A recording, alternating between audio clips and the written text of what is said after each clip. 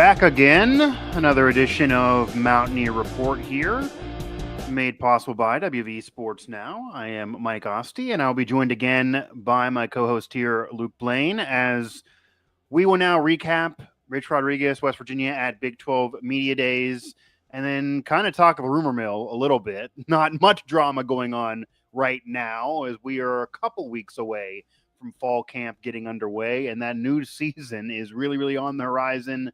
Obviously, the expectations around the program nationally are still very down. We talked a lot about our thoughts and the expectations on our last show, which you can still find everywhere you get your podcasts and here throughout the network at WVSN and in video form on YouTube. But we'll leave that be for another program. Put a pin in it. I'm sure we'll get back to expectations and kind of going through the schedule and predicting things. Then we'll get into position groups, the actual competition between the positions, namely the quarterback battle that maybe we'll get into here on this episode of the show. We'll get into all of that once we really get into fall camp, because Rich Rod has promised that we will get to see a little bit more than we got to see in the spring. But before we get to all of that, we're going to talk kind of what everyone's talking about right now. And again, it's a lot of rumors, a lot of speculation, and now a recap of what just happened in Texas at Big 12 Media Days. And there were some legit comments said down there in Texas. So, Luke, how are you? How was your weekend, as we're now coming off of a weekend and a new week here? And where's your excitement meter too for the new season? I feel like I still don't want to lose summer. I still want to hang on to my summer. So I'm a little upset about losing my summer, even though we're not far from fall camp. Yeah, I'm doing great. Just resting and recovering after another week at camp. That was exhausting, but I tried to keep up with what was going on Big 12 Media Days as I was there with what little internet connection I could muster up. But I am excited for this season. I think it's going to be a much different look. I think that fans are going to be excited for this season. I think just kind of even if it doesn't go as fans might expect, or at least in terms of how they hope, I think they can at least have some excitement leading up in just of Rich Rod being back at the helm of the program. Opinions on him vary, but I mean, it was winning football last time, and we're just going to have to wait and see whether or not his style of coaching, his style of play can hold up in P4 conference in 2025. Yeah, a completely different scenario, but yes, he has a winning track record, so we definitely will see. And as we talked about on the last show, no matter what happens, there's a lot of intrigue.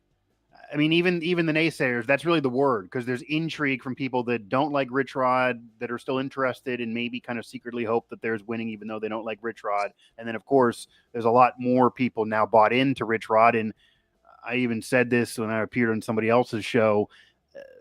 Every West Virginia fan after the last 6 years would be really willing to sell their soul to win. So if that's what some think they did with Rich Rod, then so be it. That's really where the excitement is going into this season. So we will see. It's kind of a surreal atmosphere too, to actually see him coaching in a game. We saw the spring showcase. We've seen practice, getting into fall camp, and then the season's really going to make that legit. And they're at minimum probably going to be starting 1-0, which they haven't done in a while. Yeah, it's FCS compared to what they've had the last 4+ years, but still, Rich Rod will have that in his holster to at least get a win to start off the season. And if not, that'll be an incredible national story. So we will see. But a lot of intrigue for the season. But before we get to the season, Rich Rod was in Texas at Big 12 Media Days at Jerry's World, and the Big 12 actually led things off in terms of the Power 4 conferences, kind of even early in comparison to all of them, to have this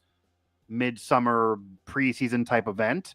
Rich Rod's first, and as Tony Garidi put it, he's hit for the cycle now in his career. He's on a Big East, a Pac-12, a Big 10 back in the day with Michigan, and then now a Big 12 media day. So one of the most veteran coaches, one of the oldest coaches, but newcomer to the conference.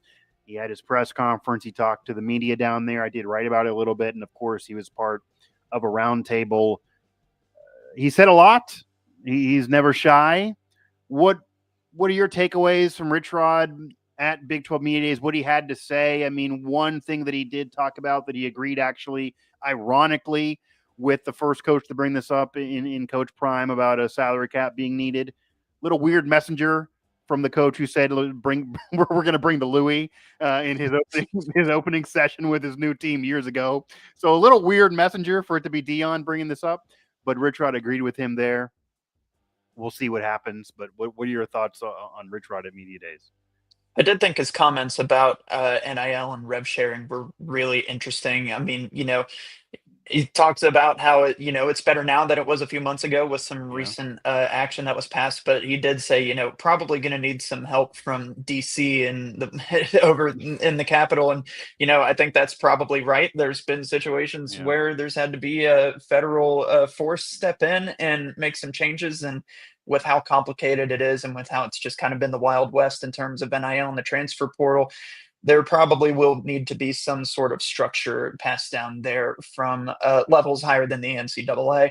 But I think one thing that everybody keeps talking about, how now that players are getting paid, you're not going to be able to coach them as hard and right. things like that. Rich Rod flat out said in one of his pressers, he said you can coach them harder now because they're getting paid. And I thought that was really interesting, because now players aren't happy with their circumstances, they can just up and leave.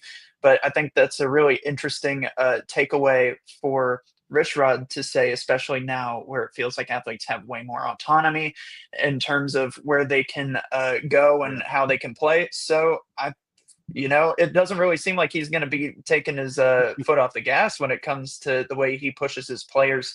And I think I think that's just very interesting as a whole to see how his coaching style is going to adjust, because everybody knows him as that hard-nosed, no-nonsense guy. Will that kind of carry over into the new modern field?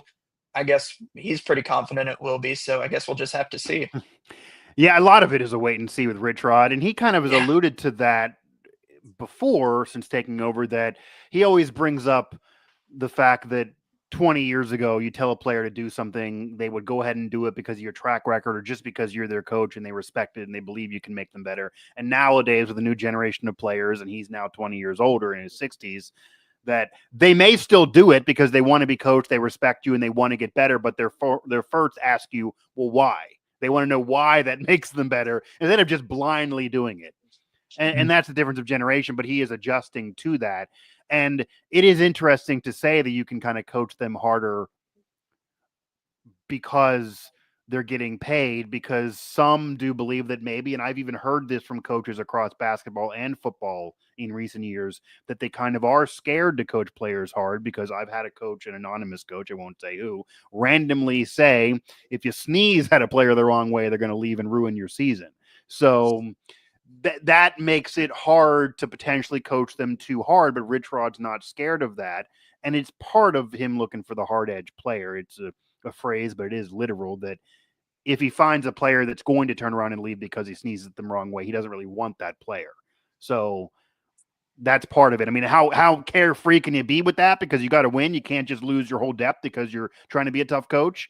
But that does exist too. That Rich Rod, if a player is going to bounce in that way because the littlest thing or because he's getting coached hard, he doesn't really care. And he made a lot of cuts of players after the spring. Others chose to leave, but he evaluated players that he brought in. Some of them knew and decided he didn't want to keep them any further. So he's retooled this roster really more than anybody in the country. Luke Blaine, Mike Osti here, Mountaineer Report on WV Sports Now. Again, you can find us everywhere you get your podcasts and, of course, throughout the network.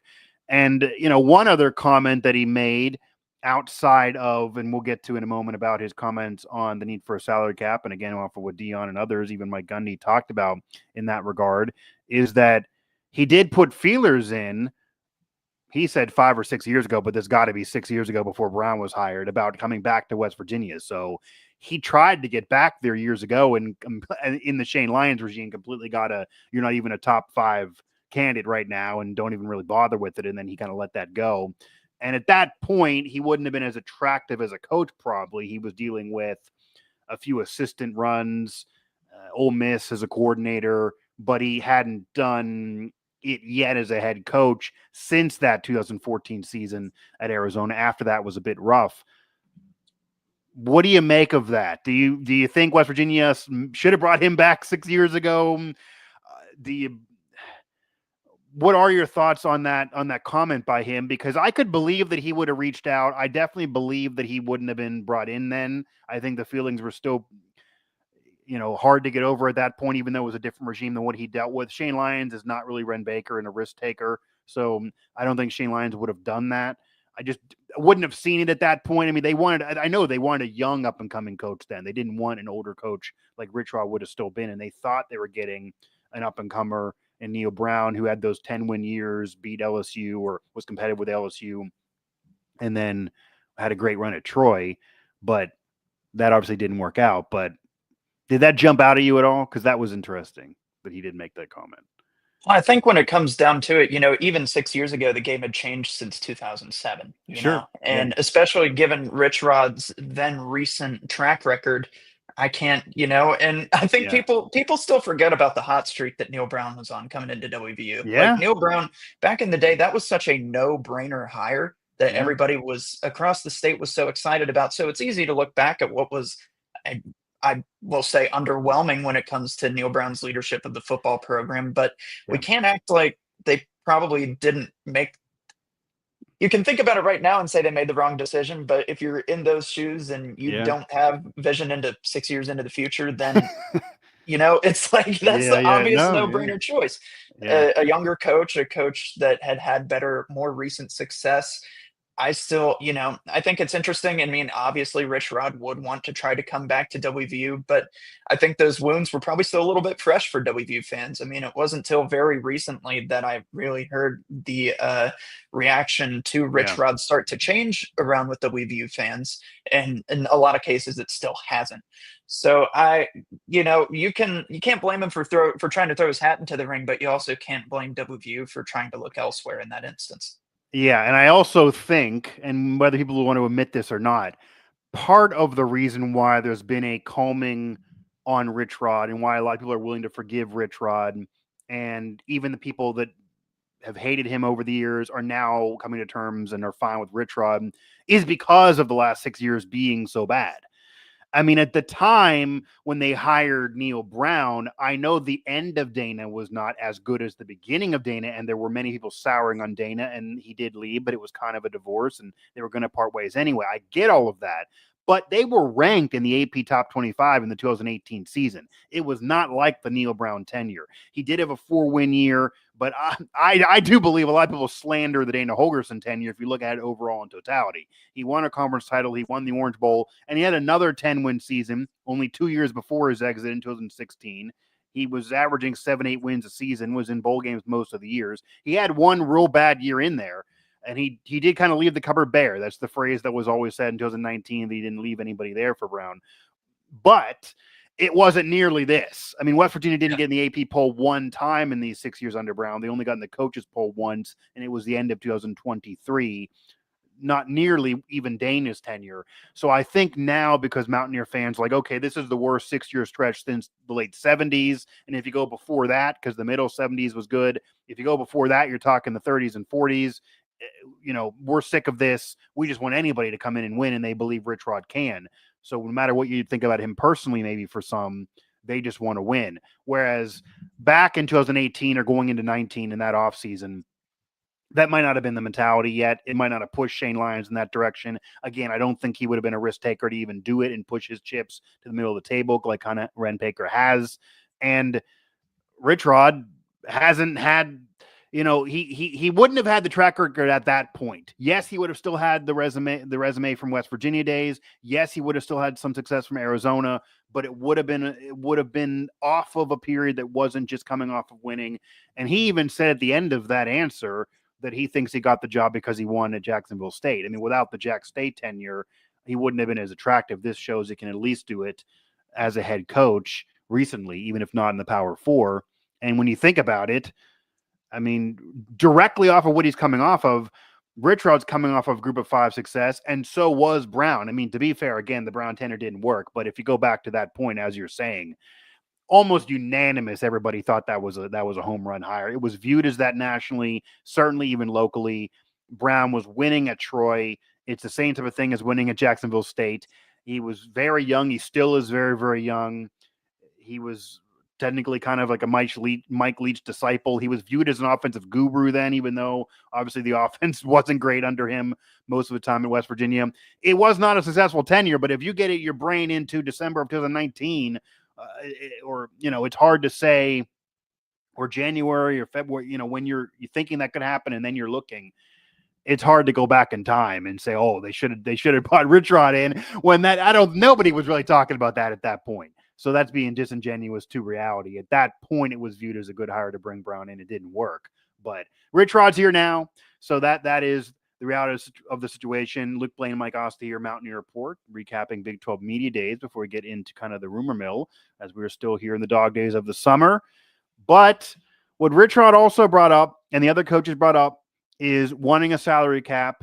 And I don't not want one. I do understand why they want one. It does make sense. I mean, when you have a school paying a freshman class $20 million, and other schools can't even get that for 3-4 years combined, it isn't a level playing field. In the NFL, which Mike Gundy and Dion even brought up, that there are markets that are bigger than others, but in the NFL, if you are the top quarterback, there's going to be a market value bar that you're going to get. And sometimes the best player doesn't set that market value bar. Sometimes we see a player get a big deal, Matthew Stafford years ago, others that you're saying, okay, good quarterback, sometimes great quarterback, but not the best in the game. Like Patrick Mahomes should get the most money, just for an example. But it's just whenever anybody's up for a deal, they tend to reset the quarterback market and get the most. And Lamar Jackson, another one recently, trying to get all the guaranteed money. So, but there's a bar based on the market value, and then people trickle down below that.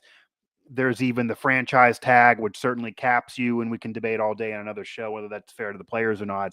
But those things exist to kind of protect it from getting too crazy. And of course, there's a legit salary cap. You can't spend too much over. If you put that in place in college football, then Ohio State would only be able to do so much, even if they had more money. I mean, there are franchises in sports that have a cap that could be spending more, that are restrained by the cap and then can't do so. So they're not able to do as much as they could do just on a financial basis, and would be spending more if, say, it was like Major League Baseball, where there was no cap at all, which is kind of more of the comparison of what's going on in college football. There's no cap. But they didn't really get into the other intricacies of that, because if you do give players contracts and make them legit employees, are you now getting into a whole political healthcare debate here? Because if you're having someone work 40 hours a week, are you needing to pay them healthcare? Like, are they independent contractors? How does that work? Maybe you lock them in and they can't leave after, they can only leave after a few years because, say, their contract says they're there for 3 years. But do a lot of players, would they just rather sign a 1-year deal? Like, would you not be able to convince anybody of note to sign a 3-year deal? Would they all just force themselves to sign 1-year deals? Would you then have player options? Where are you in all of that? Because I think there's a lot they didn't get into that are counters to it being more complicated than they think. But do you think we need a cap, and are we headed to a cap at some point? I think we will get there at some point. I mean, I think that is just one of those things Yeah. where probably just going to take the guys from DC stepping in and trying to figure out some way to legalize that system. Yeah. But I mean, the House case kind of fell flat, I think, and it didn't really make it the full way. So college players aren't employees quite yet. But when Mm. it comes to, they're going to have to, like you said, I don't know if you can limit spending without kind of having that go hand in hand. And then also talking about benefits and things like that. It is something I would love to see personally. I think Yeah. that would be something that would be great for the sport in terms of trying to even out that playing field. I always said expanding the college football playoff would try to help leave out, like, even out that playing field, because then you're creating more opportunities for players or for teams, and Yeah. then they can go to players and say, hey, we were in the postseason, we can get there, we can stay there. But Yeah. now if you have one team who, like you said, can spend like $20 million on one class of players, then that kind of upsets it. So I think I would, if we're going to pay players, we got to find some way to reel it in. I mean, at the end of the day, I do like the idea of players being paid for the things that they do for their schools. I'm just not quite sure I'm on page of players being like, I'm getting paid more here than I would be if I got drafted next year. Right. So Yeah. I don't know. There's definitely so many nuances with it that need to be taken care of, and I'm I'm not as read up on it as I would like to be. I'm definitely going to have to do a lot more studying Oh because yeah. eventually it gets beyond college sports and the legal systems. So Yeah. I don't know. I'd say probably there will be some way that they can do it down the road, but it's going to take it coming from the minds of people way smarter than I am. Well, um, Yeah. yeah, I mean, I don't have it all figured out either, for sure, and it is a complicated thing. That's why I do think it's difficult when you hear the coaches talk about it in an 8-minute roundtable.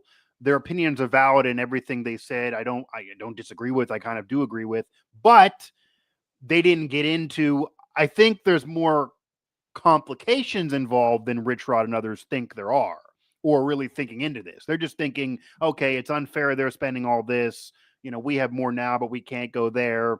Let's make it fair. Like you said, it's not fair when a player could make more in college than going to the NFL. There are limits on rookie deals in the NFL. You get drafted, there's going to be a ceiling on what you can get. That type of thing doesn't exist currently in college sports, college football in particular. It's just the wild, wild west, really. And, kind of also what you were saying, we're at a point now that I don't think too many people out there are arguing that college athletes shouldn't get something. I do think they should get something, but it's definitely gone so far in the other direction now that it's impossible to control. And you could argue that you're better off being a college athlete than a professional athlete, regardless of just the money, just in general, in terms of freedom, because there's no athlete in the world, Luke, that's a professional in any league from LeBron James down that is a free agent every year, twice a year. yeah, None. The only people that can say that are in college sports, because they're not just a free agent once, they're a free agent twice because there's 2 portal windows. And it doesn't matter whether you're the best or the worst, you can be a free agent every year. That's why people who freak out on recruiting class ranks or commitments or, I brought this player back or else this player left. A player leaves, you can re-recruit him the next year. You lose a player in recruiting, you can go get him again the next year. And whether that's likely or not is immaterial, because you're trying to reshape and re-recruit your team every year. Every year. You're basically doing free agency every year. So that's part of this too, that if you I think it's more likely we at least get some type of contracts and they are deemed employees at some point here in the immediate future, maybe even more immediate than having the cap, because you do need to have something over this. But I do wonder how the contract situation would work. Yeah, I mean, are you paying benefits? If if WVU had to pay benefits to every single one of their players that Rich Rod wants to work over 40 hours, they would go broke, and so would every school in the country. Almost no one would be able to do that, because especially we know how Rich Rod works. When Ren says, well, who do you want to be a 40-hour employee? He's going to say the whole roster. Like, he wants everybody to be out there. He's not going to be able to give you 3 people. So that's going to be really, really hard to manage if you have to put all that in. If you make them independent contractors where they're just 1099s for taxes and they're not having to do the 40-hour thing, and maybe you get away from the benefits, okay. But I still think there's going to be a lot of star players that are going to prefer the 1-year deal versus a 2 or 3-year deal. But I do think there are going to be coaches going to try to lock them in, and then at the very least, they'd be locked in there. However, the argument a player would give, and I think this is legit, and this is why I've always supported the players kind of in this argument, that a coach can leave at any yeah, time. So you're locking the player in. Now, when the coach leaves, and they have contracts, but when the coach leaves, there's a buyout that has to be paid. But the school that gets that coach pays that buyout 99.9% of the time. Sometimes you go to court, but 99.9% of the time, the coach gets that buyout paid by the school he's going to. So will schools that are getting these players who try to break these contracts be paying those buyouts? But when you think about it, that could be a way to get around everything we're saying. Because if you have, for example, Jaheim White on a 3-year deal or a 2-year deal, because he only has 2 years left. So say Jaheim White, you resigned him this year on a 2-year deal, but then another school wanted to swoop in and steal him away. If there's a contract, they'd have to pay a buyout. But if it's Ohio State or a really rich school, they could just choose to pay that buyout. And then he then could still do the same thing that a coach could do. And if not, if you're going to restrict the players, how then would that be fair to have the players not be able to do something that the coaches can do? That wouldn't then be fair either. So there's a lot that goes into this, but they do need to do something, because it is completely unfair to have every player be a free agent twice a year. It is impossible to do this and to manage a team. It is definitely ridiculous, especially when you have the transfer portal open twice. I mean, there got to be some compromise to once. It certainly shouldn't be opening right before bowl season gets underway. That kind of defeats the whole purpose of those games. Even the playoff, it even affected Penn State, for example, with their backup QB. Oh in the yeah, playoff. that was unreal. I Yeah, actually so like that. That you got to at least yeah, let him get through the postseason. That right. one absolutely baffles me.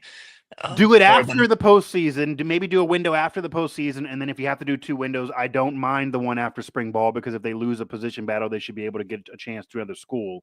But or maybe just do that window. But having it open before the bowl games is just ridiculous, or the playoff. But that's ridiculous out of everything. So we'll see what ends up happening.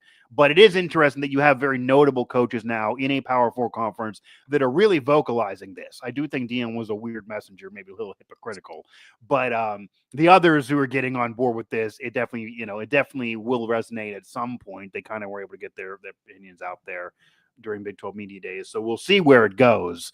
I'd imagine we're going to get contracts. I imagine we're maybe going to get a cap, or at least going to get kind of what the NFL has, and maybe setting the market for rookies, setting the market for quarterbacks, etc. But there'll be ways around it, because nobody needs to be naive enough. There's 30 for 30s on this. Decades and decades ago, people were still doing things dirty and getting around things. And sometimes you get caught, sometimes you wouldn't, but sometimes you already had the success prior to getting caught. So there's always going to be people trying to get around what you do. And I just kind of gave an example of one way you can.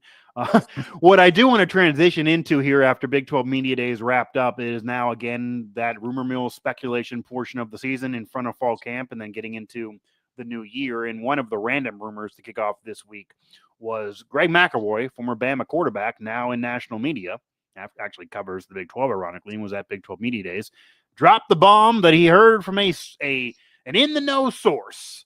Greg McElroy says, an in-the-know source, quote unquote, the Nick Saban may return to coaching. And we have it on the site. It's all him. The problem is, and the reason why I did write it, he's a former player who knows him very well, that they both admit they talk still. It is not some crazy person saying this.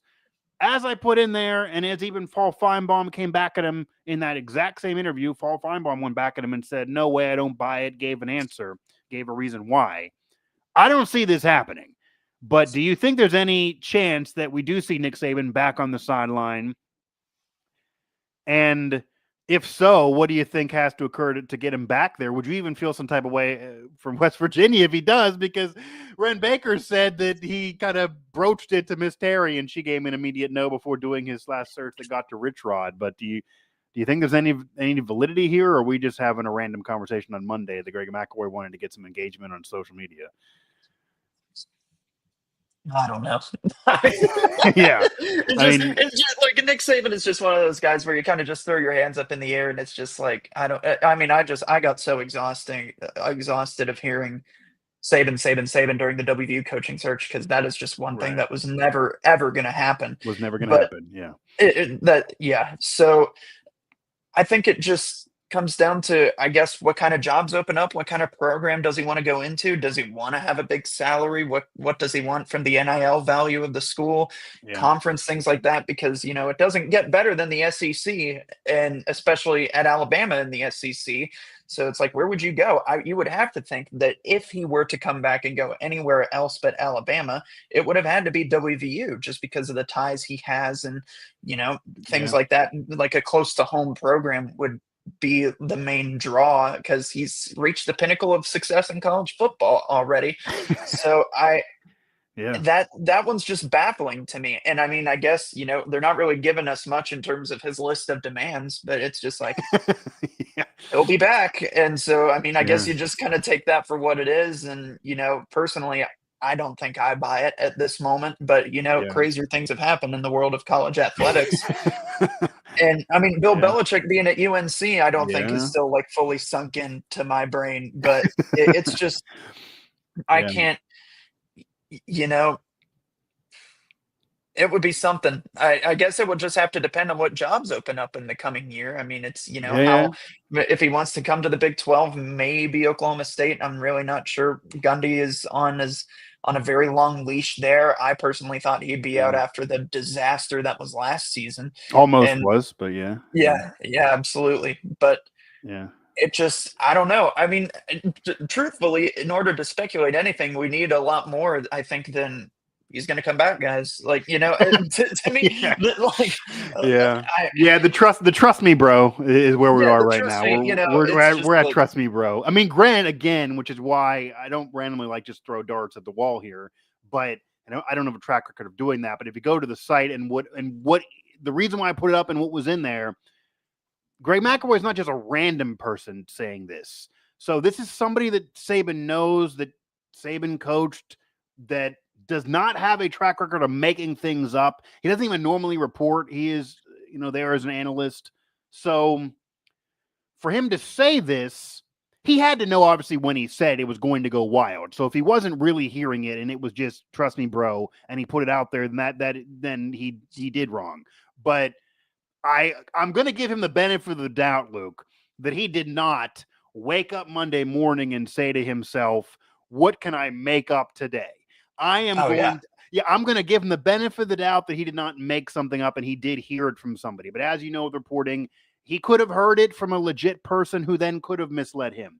He could maybe have nothing else, which is why he didn't give anything else, and maybe he shouldn't have gave this, but maybe he thought it was enough to just drop on a show, and maybe he didn't know how far it would end up going somehow. I think what Paul Feinbaum came back at him at is very legit, and obviously Paul's very in the know in the SEC as well, but he even admitted, obviously he doesn't know Saban as well as Greg McElroy does, but if Saban's going to come back, what situation is better than the one he just left? And I get that Alabama now, after him, is not what it was in his heyday when he was clipping off national titles. But when he left, the NIL bank was fine. He was coming off the playoff. Like, the program was fine. He still had a track record of success, even if they're not winning national titles every season, literally. And unless he ends up at Ohio State or Notre Dame, I mean, what other situation is you're going to walk in and immediately be that based on what's gone on the last couple of years since he's coached? He has a statue, like he's going to instantly recruit. That is the place, that is the pinnacle. If you want to be Nick Saban and keep on doing it, to be at Alabama.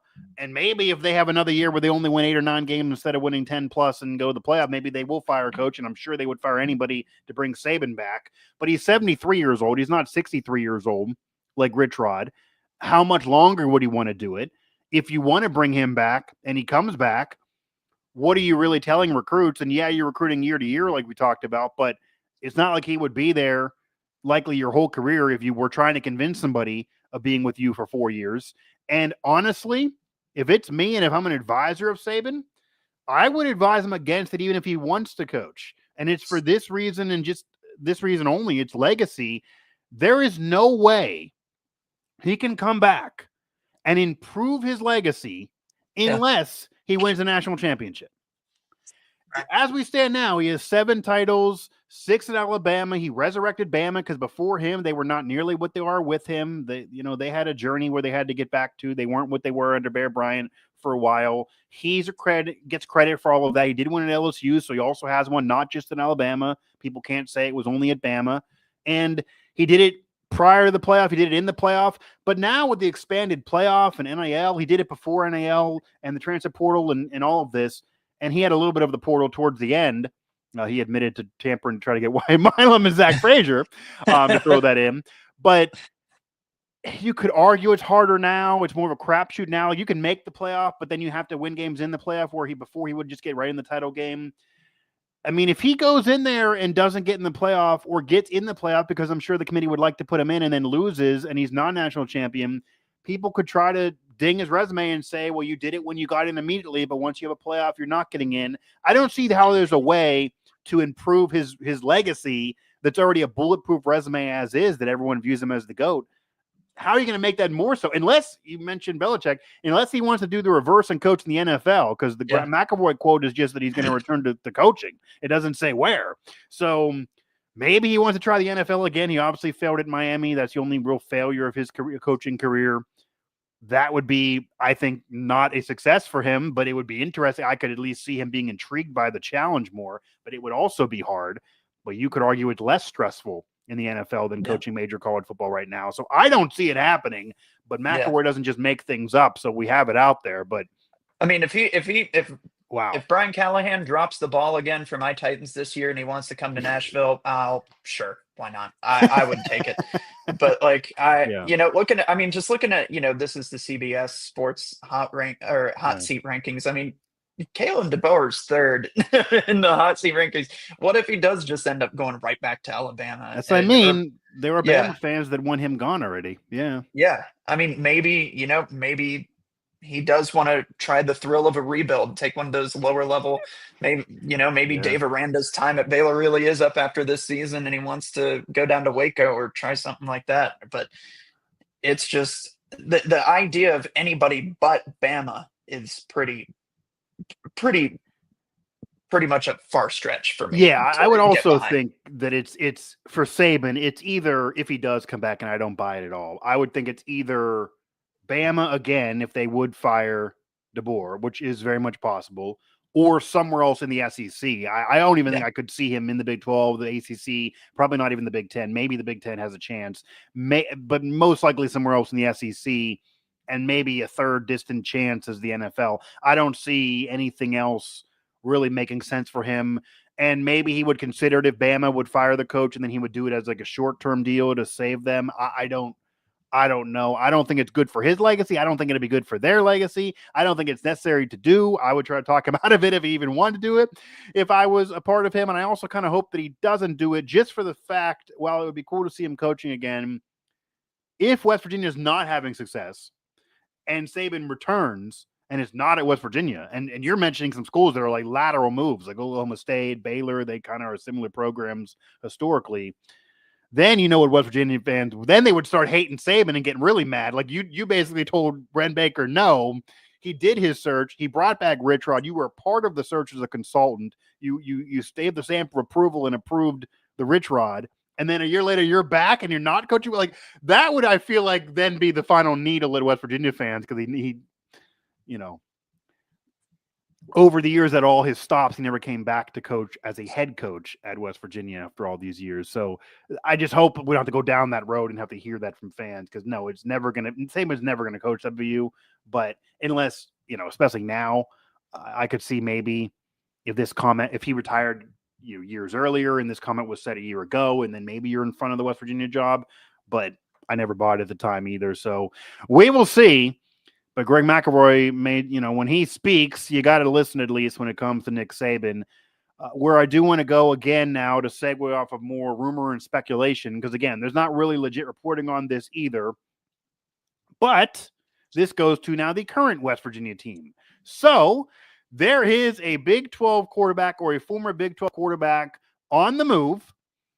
And there is a potential rumor out there that West Virginia could be interested in getting former BYU quarterback Jake Retzlaff to take over for the Mountaineers. Now, obviously, as we stand in reality, West Virginia is in front of fall camp, and there is a quarterback battle and competition between Nico Markiel, the incumbent, and Jalen Henderson, a Power 4 transfer quarterback that came aboard prior to spring ball. It appears Nico certainly is in pole position to win that job. We're going to see what happens in fall camp. Rich Rod's not going to name anybody the starter until going into week 1. He's said that, and I certainly believe him, even if he knows prior to that. Retzlaff has been a 4,000-yard passer. He's been a dynamic quarterback. He would be an upgrade over Nico or Jalen Henderson for me right now. I don't know if I buy West Virginia being a legit team at all to go bring him in. There have been some rumors, there's not even reports, but there's been rumors about them possibly being interested. But there's also been teams that are, on a higher playing field, the Notre Dames of the world, that have been brought up as potentially being interested in him as well. On a hypothetical note, because right now that's all it really is. If you're Rich Rod, if you're, Brent Baker, if you're involved in West Virginia and you're a part of the brass there and in those meetings, do you entertain Jake Retzlaff right now? We also have to mention there's a lot of controversy involved in him I mean, it's not like he would be coming in. There's a reason why he's leaving BYU. And obviously, what they require from people as individuals to be students, let alone athletes, is a higher bar than most schools, certainly at WVU. And he would be on suspension there, and there'd be issues with him going back there. So that's why he's no longer going to be a student there. But I mean, there's sexual assault allegations against him. With all that said, would you entertain the thought of bringing him in to upgrade the quarterback position? Would it be a no-go for you? And do you buy into him as potentially somebody that West Virginia could be interested in, or is that a load of BS right now for you? Well, I think first off, any opportunity you have to make your roster better, especially in the current Big 12 landscape where it's so wide open, I think you would have to at least entertain the idea. In terms of, I mean, if they have that many big schools going after him, like you said, if that report is true about Notre Dame looking his way, you'd have to imagine it would be hard for them to compete. But I think that right now the WVU quarterback battle sounds decently close enough that there's like debate amongst fans like, hey, maybe Jalen Henderson could come in and upset Nico for that job. Maybe you would want a guy who you could see as a clear-cut winner. I'm not sure about it. I do think, I mean, it could just be Rich Rod hiding his hand in the fact that he didn't take a quarterback to Big 12 media days. He didn't bring Nico. I think, he brought some guys that I think are going to be surefire contributors. I think Landon Livingston probably is a lock at center. Mm-hmm. And then you have Eddie V and Jaden Bray, I think Jaden Bray will be one of the top receivers on the team this season. But it just, I mean, Rich Rod talked about how it was like the position group that he's least worried about too. Yeah. So it's also like, do you even want to go and kind of make a stretch for him, especially when it comes to, what the look kind of is if you bring in a guy who is just in court for sexual assault allegations? It's all kind of up in the air for me. I mean, I could see the merits of wanting to bring him in to try to get a Sherlock for the QB1 position, but I don't know. I feel like you're also running the risk of trying to get a new quarterback into the system, and you have these guys who you have spent so much time trying to evaluate and rank that, to me, it almost feels like something you should stay away from and not even waste your time on, especially a quarterback of his caliber is going to get so many upper tier looks from around the country. Yeah, I mean, you could look at it also as there obviously have been reports that West Virginia's NIL situation is better than what Neil Brown dealt with. Rich Rod has spent more on his staff. And again, it's just rumors. But for them to even be in a rumor for a quarterback that has other options and reports of other options and is a solid quarterback on a good team just a year ago, maybe that does show you that a lot of the reporting is accurate. And, from what I've heard and what others have heard is accurate. It should make the fans feel comfortable that there is more money there, because obviously he's going to get some money to come aboard anywhere. It's not like he's going to come for free. So it does provide some optimism on the situation that Rich Rod's dealing with, that they could even have that meeting. A year ago, they wouldn't even been able to get near the meeting, because you're dealing with what Neil Brown was talking about. He even confirmed that he was dealing with $3.5 million in NIL for the roster. Ohio State had 20. I mean, that's the disparity there. They wouldn't even have been in this conversation at all. Rich Rod's already spent double that just on his staff alone, and that's separate from the NIL bank. But there's more money there now, so they must be doing well in that capacity to even be discussing this, if they are. Again, as we stand now, from my digging, I do believe this is just a rumor. I don't think he's coming to West Virginia. I don't think there's really validity here. However, the only thing that would support them having a chance is there are rumors that he wants to stay in the Big 12. So that would take some of the legit powerhouse schools, the Notre Dames of the world, the other Big 10 schools that have been in rumors that were in that report that I mentioned. They would then obviously be off the board if he really wants to be in the Big 12. If you look in the Big 12, Luke, and you want to walk in as a starter in the conference, now it becomes a little bit more realistic of maybe whittling yourself down to West Virginia. And if you want to talk his history and historic program, now you're getting into the business of West Virginia having a chance here if they can come up with the money. And also, there could be some schools that he would rather be at that would say no because he has been accused of sexual assault. Again, he's been accused. Right. He's not been found guilty, but maybe West Virginia would look beyond that, would not worry about that, would believe him that he didn't really do it. Maybe they would stand by him. That is the other thing here. That's like the elephant over, in the room when it comes to him, which is why he's not going to be at BYU any longer. And it does go deeper, of course. They are a school run by the Church of Latter-day Saints, and at BYU, they're even against extramarital or premarital sex at all, which he has obviously been accused of doing. So that's part of him no longer being able to be there. It's beyond, whether or not he committed the assault. But there are maybe some schools who don't want to touch him. Would that make you weary at all? Because I guess there's an off chance you bring him aboard and then he has to go to court, or maybe he goes from accused to being found guilty while he's with you. Maybe he gets suspended somehow. Maybe the conference has to come down on him. Maybe you bring him aboard and you don't get a successful situation because of the accusations that are still looming over him. Yeah, I mean, that's a very dicey situation. And I think that, you look at that, there have been, I think, obviously, this is not as on great of a scale as the Deshaun Watson situation Yeah, as right. well. But, there's nuances to it. And I think that you do have to be careful about it because you do have to do your thorough you probably have to do your own investigation into it because you don't want to be the team that doesn't do enough background checking to verify whether or not this is a valid claim or not, and then things come out kind of like the Browns did. And so it's man, there's just so many lines to tiptoe along that. And it this is a situation that I haven't followed as closely as I would like to. But if he does want to stay in the Big 12, like you said, WVU would be a prime destination for him. It would just depend on how comfortable they feel moving forward with legal processions, I believe. Yeah, and then the issue also would be you bring it hypothetically, if you bring him aboard and the legal issue ends up ruining the whole situation, is not like then you're going to have much success trying to turn back to Nico or Jalen Henderson, who have been in a competition all year. Certainly, then Nico, from what I know, I'm sure Nico would be on the first plane out of there, no matter how he could get out of there, no matter whether a window's open or not, he would be running out, and him and his family would probably be livid.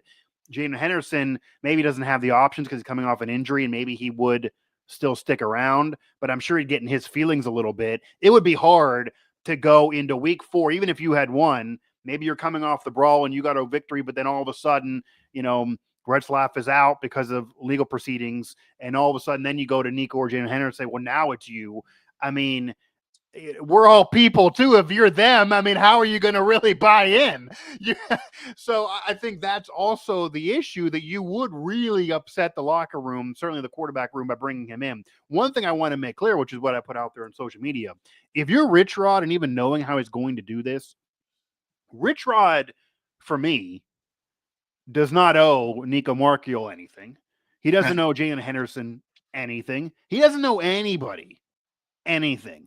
He only owes the program that brought him back. You could argue he owes Ren Baker something. He owes the program.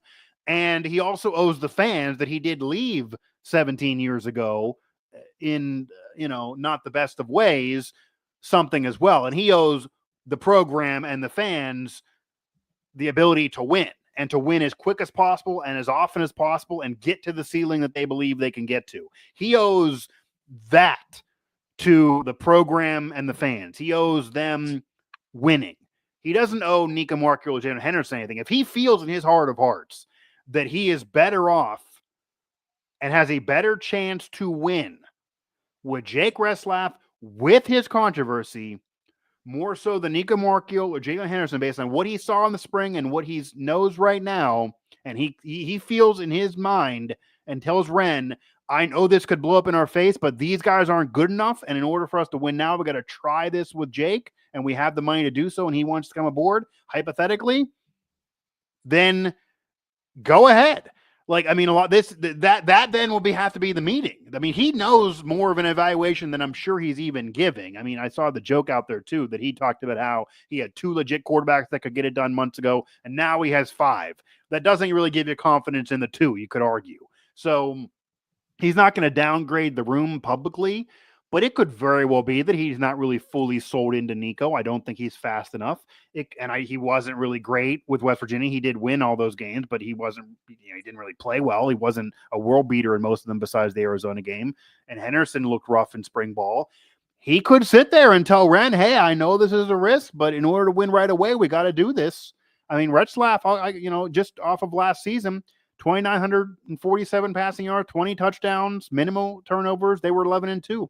I mean, that is light years better than what's on the roster right now based on last year. So if that's what he wants to do and Retzlaff wants to come aboard and he's willing to take the risk, then that's fine. And if they win and he's on the team all year, I'm sure the fans will be fine with it. They just want to win. But I don't think in any way you say no because you're worried about, Nico deserves this because he's been loyal. He has been loyal. It's great. But in this era, I mean, players come and go. I don't think you can't do that. He has to put the best guy out there. So if he feels that bringing in Jake is the way to go, then sure. But there's a lot to this because it would be very West Virginia-like to bring him in, be sitting there 4-1, and then have him out because of illegal proceedings or have this go from accused to guilty or something like that middle of the year. Nothing's off the board. So it would be a very risky scenario for sure. And also, we have to throw this out there. I mean, Ren Baker has publicly said that he looks for people that have high character. Again, to be fair to Jake Retzlaff, he's only been accused. He's not been found guilty. I'm an innocent until proven guilty guy. But would that go contrary to what Ren said on high character? Would that look bad? Would the perception of that be bad? Does he want to do that? That might be in the conversation as well. So we'll see where those rumors go with Saban and Jake Retzlaff. I mean, Jake's going to be somewhere and be involved in college football this year, I'm pretty sure. Nick Saban, not so much. But yeah, we will see. And I mean, we talked about the open of this episode here on how intriguing the season's going to be for Rich Rod and the Mountaineers, even nationally. If they would do that, it would go from here to a whole off the screen. Oh, yeah. And they would be on national TV every game probably and be talked about on every show imaginable over the country. So, I mean, that would definitely take it to a whole nother level. I do actually see we have a couple comments here in the chat. So, again, do you think they have the money to pay Jake? I do not think they can near financially compete with the Notre Dames or those programs of the world that have been in the rumors. However, it's all rumors. Nobody really knows, or Pete Thamel, nobody out there has put in a legit report on these teams. So if Notre Dame and those schools are interested, no, I think Notre Dame could certainly pay more if they really want a kid. I do think WVU's financial situation is better than what it was under Neil Brown. I do believe it to be healthier than it's been in years from what I know, and the NIL situation in general and that bank alone is also better. The rev share makes this easier than if it was just in the previous model. But no, I do not think they can compete head-to-head with Notre Dame in terms of money. If you look at that full list, though, Maryland's there. There are other schools that are there that are more lateral type of programs. I mean, they have Under Armour money, but, that's not nearly been a better football program at all. They've messed up money before. Do they want to throw it all for football when they're going to spend most of their money for basketball? So I don't think you can spend basketball with them, but I think maybe you could spend football with them. I think it gets closer to having a chance. But if it's just outbidding everybody and he's that attractive of a guy, Clay, then no. But if he wants to be in the Big 12 and he wants to start in week 1 and have that guaranteed, then the list does get whittled down. And I could see him being interested in playing under Rich Rod. And there's some money there. I just don't see it happening. And I do think it's very complicated. And separate from that, if it does, I don't want to hear anyone. I already see these comments. Oh, Nico deserves this. Nico deserves that. Nobody deserves anything. So we'll see what happens. But, there obviously will be even more pressure on Rich Rod if he does go in that direction, because then there will be a full-on contingent of, if they lose, oh, you should have just stayed with Nico. Nico would have won these games, even whether that's true or not. We will see. That'll do it for this edition of the show.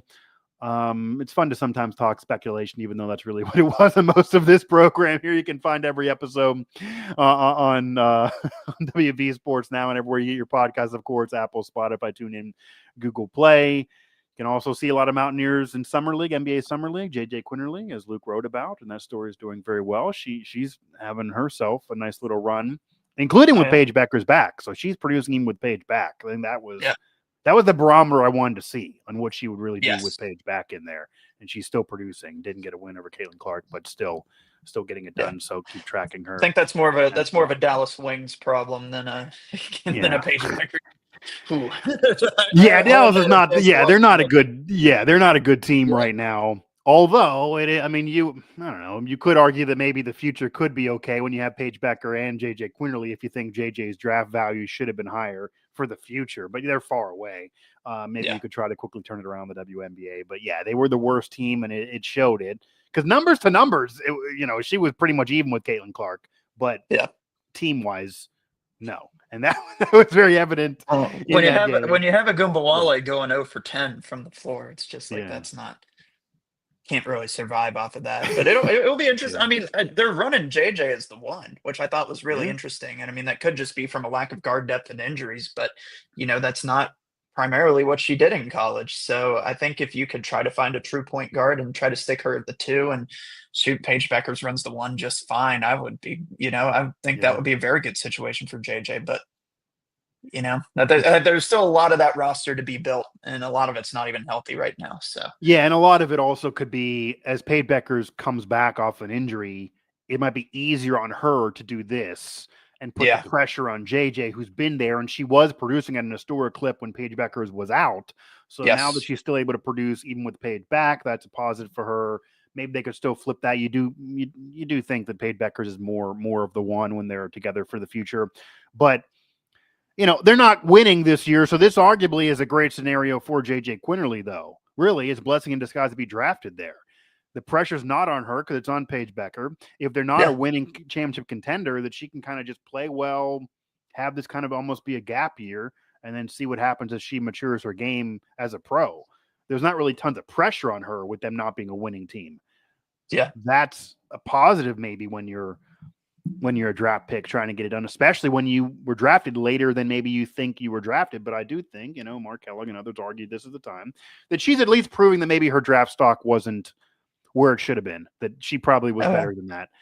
And she's proving that to this point. So, wish her luck moving forward. That was an intriguing matchup for sure. But there's some basketball. Eric Stevens and Jesse Edwards in NBA Summer League. So Javon Small, of course, he hasn't played the last couple games, but Javon Small, of course, with Memphis. That'll do it for this edition of the show. Again, more of our coverage at WV Sports Now, this show here on YouTube and everywhere you get your podcasts. And we will see now where the rumors take us. We will see where the rumors take us because it gets to be asinine, funky season right now until we get into fall camp. So 2 more weeks of this, but we will see where we go.